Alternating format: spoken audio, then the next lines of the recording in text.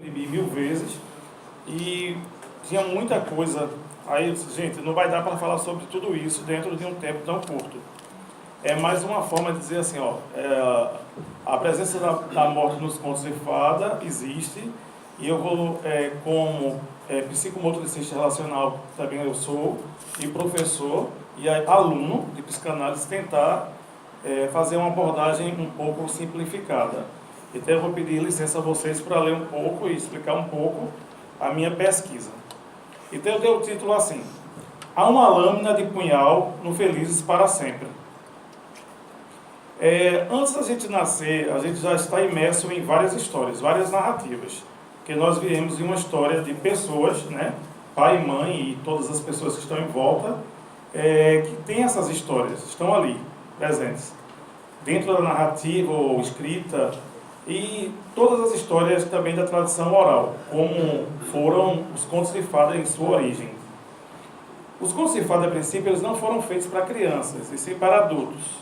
A gente também tem que fazer a leitura de que os primeiros autores que falaram sobre os contos, eles estavam imersos em um tempo diferente do nosso, há muito tempo, né, séculos, e também a questão das artes que estavam envolvidas no meio desse arsenal que de fato é o conto de fada.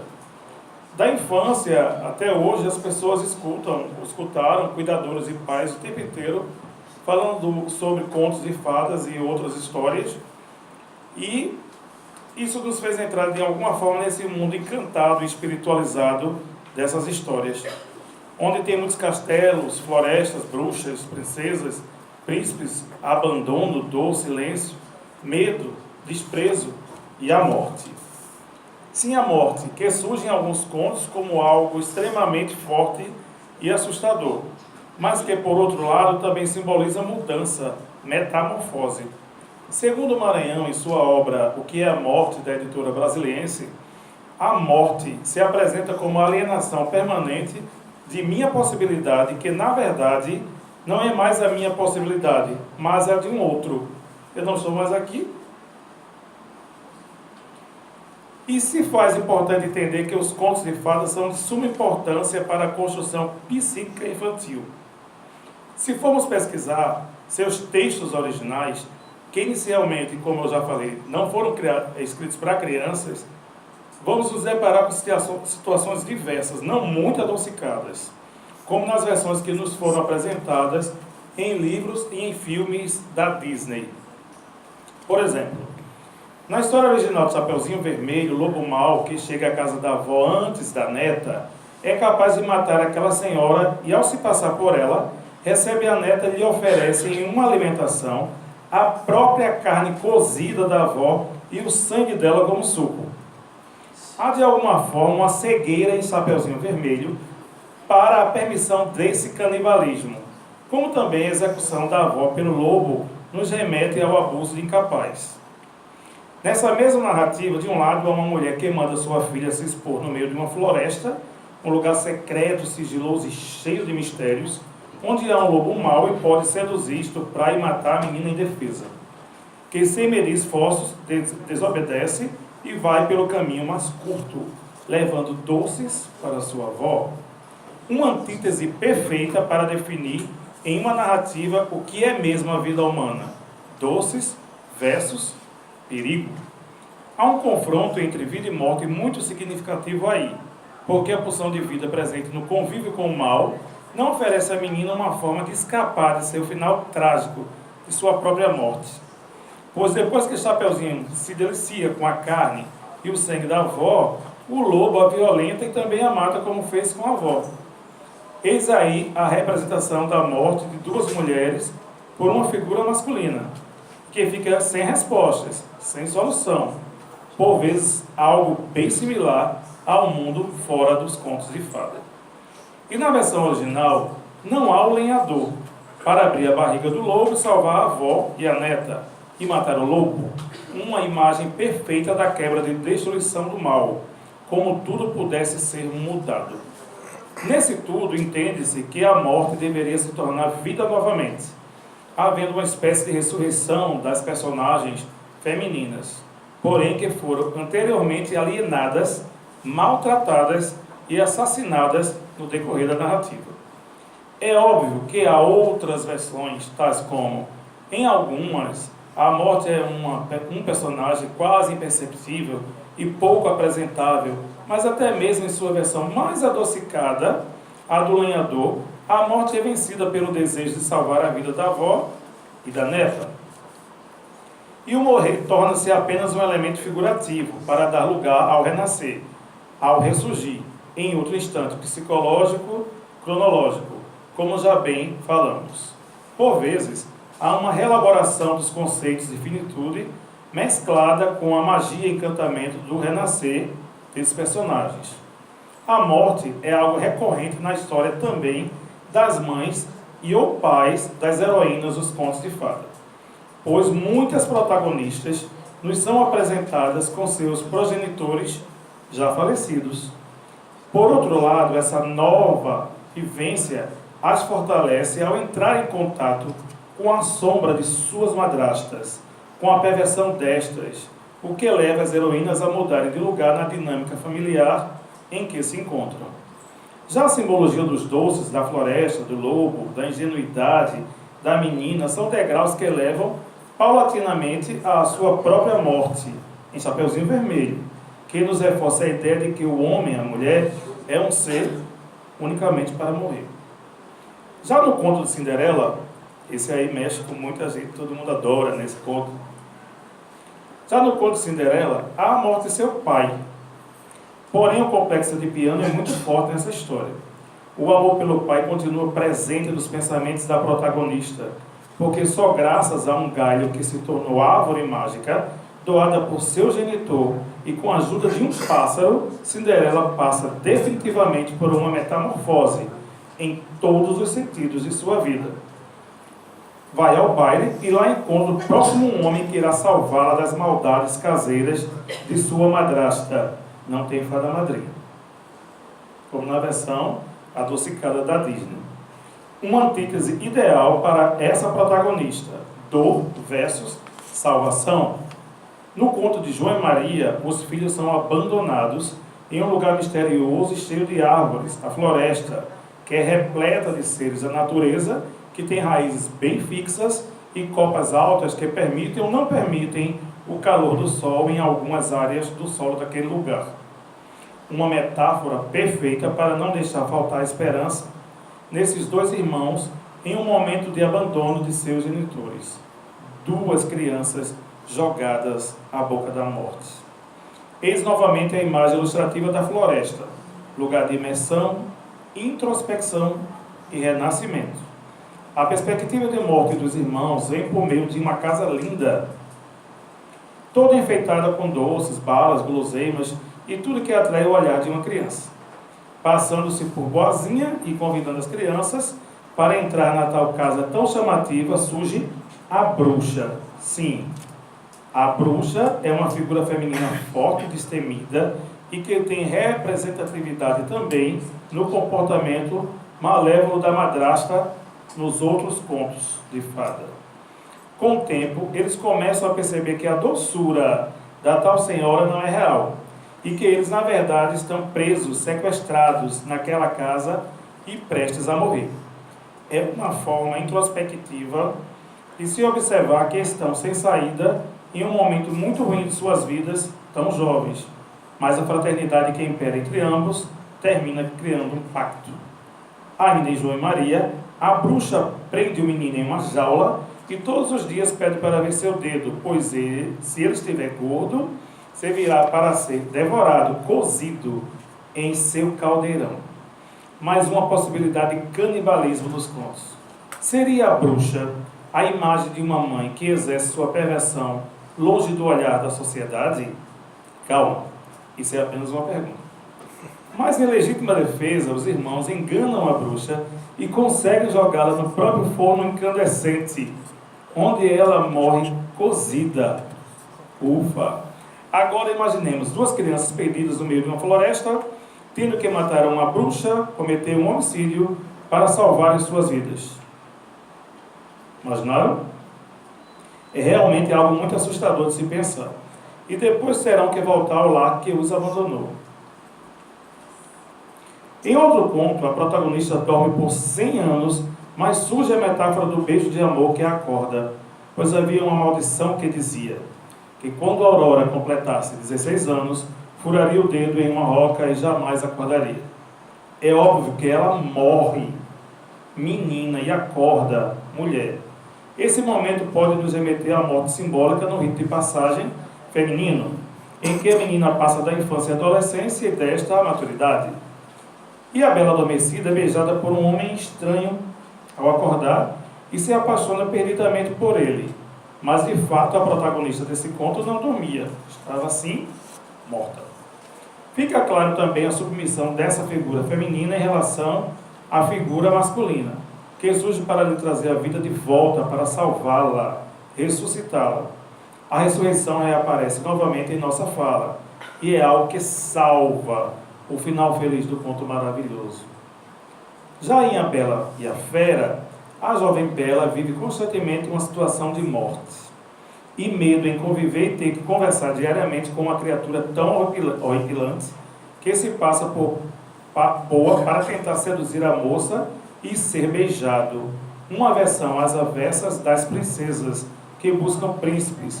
Nesta, o homem é quem busca o beijo da mulher para se salvar. Talvez o elixir para lhe revelar a própria identidade. Eis novamente o poder salvador do beijo. Há nesse conto a representatividade da morte por meio de uma fera que tem que encarar uma bela todos os dias, principalmente em momentos das refeições, engolir a seco a própria condição. Coitada da bela. E nos parece que a fera tenta controlar seus instintos animais ao olhar para a bela. Há uma representatividade entre a beleza e a feiura que se constrói dentro de um cenário de quase morte, em relação à moça que fora vendida por seu pai a um tal ser estranho e assustador.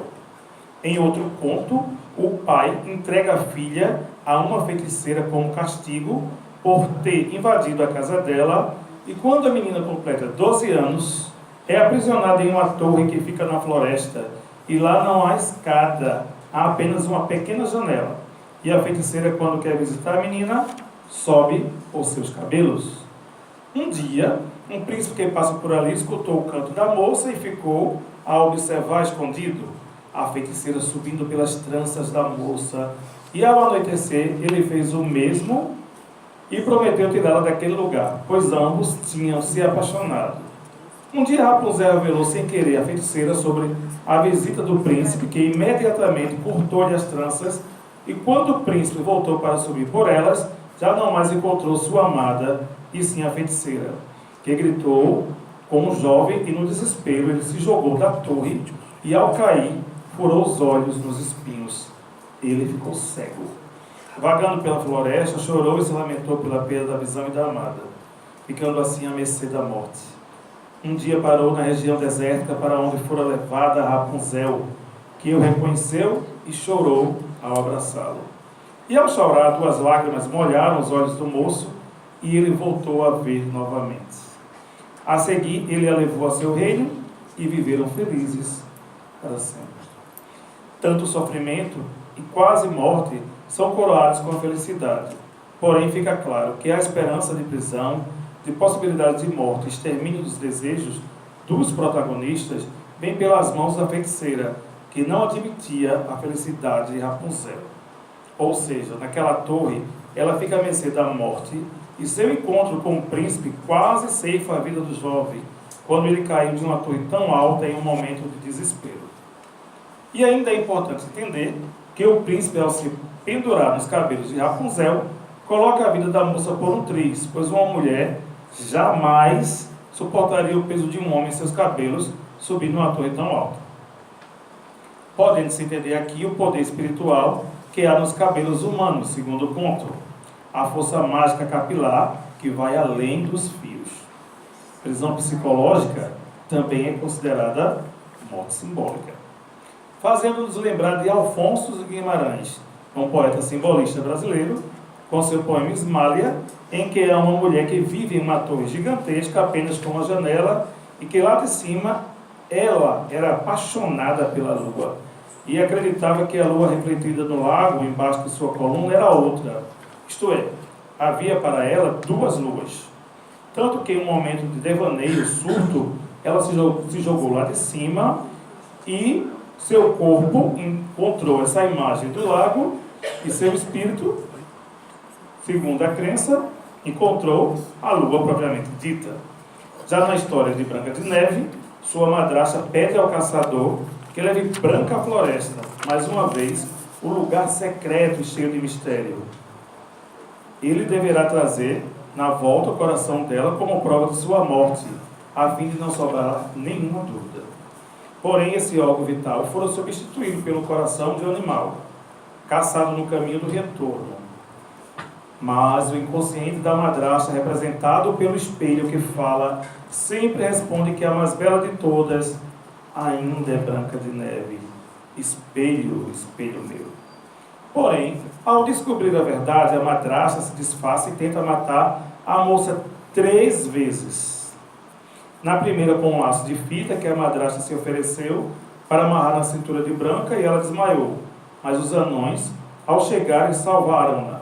Na segunda, a madrasta se disfarçou como uma senhora vendedora de escovas de cabelo, mas que estava envenenada, e ao dar a primeira escovada, a moça desfalece e novamente os anões a salvaram e ela acordou. E por fim, a madrasta leva a moça ingênua uma maçã envenenada, fazendo-a dormir, morrer. A madrasta passa por 3 metamorfoses até conseguir concluir o seu plano de eliminar a enteada. 3 metamorfoses para uma morte. E ao devorar a maçã, temos a vivência por parte de Branca de Neve de sua fase oral, que a levou a seu fim. Além do mais, Branca fora criada em um castelo, é uma princesa, e não conhecia as maldades mundanas, então tornou-se um alvo fácil para sua madrasta. Por vezes o mal nos surge com o rosto e a fala, comportamento do bem, mas que na verdade é apenas um disfarce. Em outra narrativa, no conto de João e o Pé de Feijão, o menino tem medo de ser pisoteado pelo gigante e consequentemente ser morto. Há um princípio bem real de uma defesa da mãe, por parte do filho, ainda criança, em nome da força física de um homem gigante que tem poder, sendo possível entender a representatividade de uma figura paterna perversa e que não poupa os sonhos de seu filho ainda criança. Eis a força do complexo edipiano, proteger a mulher que ama. Nessa história, há uma ave que bota ovos de ouro e há também o crescimento repentino do pé de feijão, que surge como uma magia para a execução do maior feito em prol de uma melhoria familiar.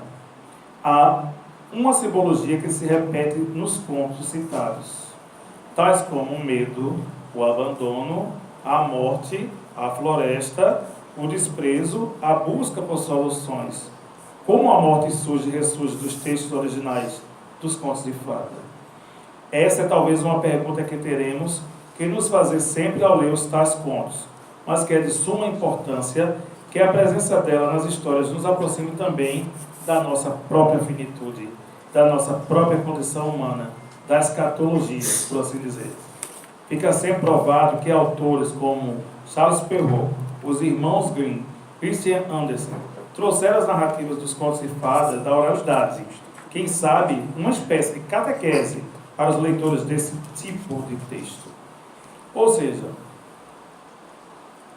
ou quem sabe apenas formas de aprendizagens para um bem viver. Então, a morte nos contos de fada está ligada ao renascer, à passagem pelo mal e ao renascimento para uma nova fase na vida de seus protagonistas, suas protagonistas. E de alguma forma, neles, a arte imita a vida como um elemento importantíssimo na construção da narrativa artística. Como também os contos são recortes da realidade nua e crua que se apresenta nos telejornais de todo o mundo e na vida real, escancarada aos olhos todos os dias. Para a psicanálise, eis alguns elementos importantes da narrativa dos contos: a condição da mulher, o homem como salvador da mulher, a perversão, tanto feminina quanto masculina, o lugar da floresta, que é uma preservação por meio do inconsciente, os pactos realizados pelas protagonistas para garantir a própria vida, a fantasia e o medo, o discurso presente na luta de classes entre os personagens e, por fim, a morte ou a presença, mesmo que sutil, dela nos arredores da narrativa. Fica provado que a morte, até nos contos, é algo pouco esperado e temido, como ela também é na realidade humana, até os nossos dias. É um momento quase esquecido culturalmente por todos nós, talvez para se preservar a perpetuação, por meio de um tempo psicológico bem maior que o ideal, mas de fato, paralelo às vezes a esse tempo está a cronologia da vida. Todos nós morreremos. E essa não há como ser estagnada, e todos nós estamos sujeitos a ela em toda a história da humanidade na Terra, até o quase felizes para sempre. Então, caros ouvintes, era uma vez.